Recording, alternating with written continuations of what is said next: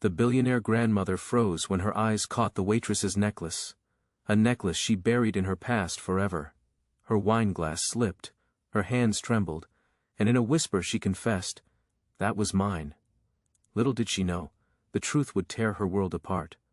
The Royal Crown Hotel sparkled that evening, its chandeliers spilling golden light onto velvet-draped tables. Waiters in crisp uniforms moved swiftly through the aisles carrying silver trays stacked with delicacies. The guests, politicians, business tycoons, heirs, and AEs chattered behind crystal glasses. At the center of it all sat Margaret Harrington, the iron-willed billionaire matriarch, known for building an empire of diamonds and power. Her face was ageless in its poise, but her heart had been weathered by decades of regret. Margaret rarely let her emotions betray her. But tonight, for the first time in years, her fa-fey had cracked. It wasn't the music, nor the food, nor the company that unraveled her. It was a necklace. A small silver locket that glittered faintly against the neck of a young waitress. The girl moved quietly, her tray balanced carefully, her uniform neat but worn. She had none of the arrogance of the wealthy patrons she served, only humility in her posture and sadness in her eyes.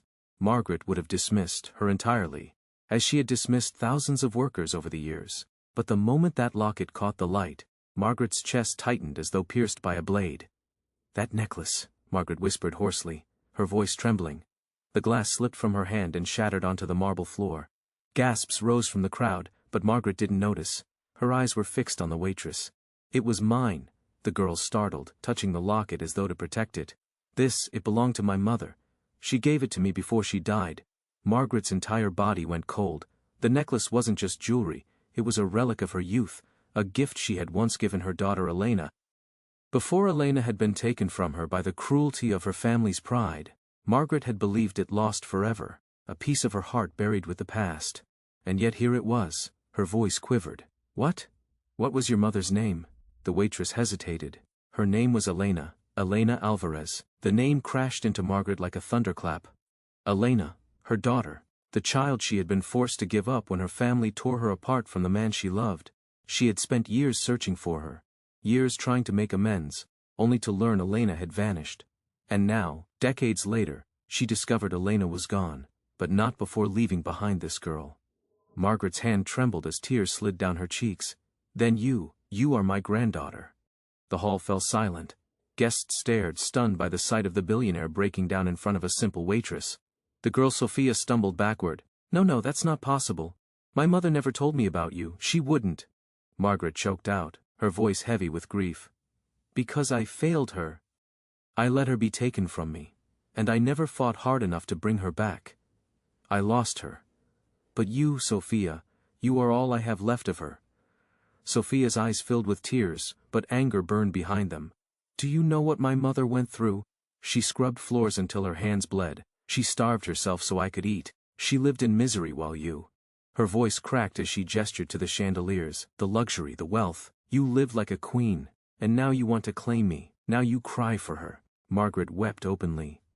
"I would trade every diamond, every palace, every shred of my empire just to hold her once more. I cannot bring her back. But please, child, do not let me lose you too." Sophia shook her head, torn between fury and longing. Her mother had suffered in silence all those years, refusing to speak of the past, clutching the locket like a secret too painful to reveal. And now, in a single evening, Sophia was being told her life was built on lies. Margaret reached for her trembling hand. "Open the locket," she whispered. "Inside, you'll find the truth." With shaking fingers, Sophia unclasped it. Inside was a faded photograph. Margaret, as a young woman holding a baby with Elena's unmistakable eyes. The truth was undeniable. Sophia's knees weakened. "Then everything I thought I knew about my life was a lie." "No," Margaret whispered, clutching her hand desperately. "Everything you thought you lost has been found." But the twist did not end there, for as the two clung to each other in grief and discovery, a shadowy figure at a nearby table rose quietly and slipped away. He had been watching, listening, waiting.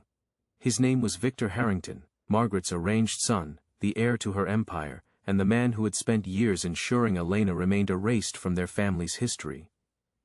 If Sophia truly was Elena's daughter, Victor's inheritance, and his power was at risk.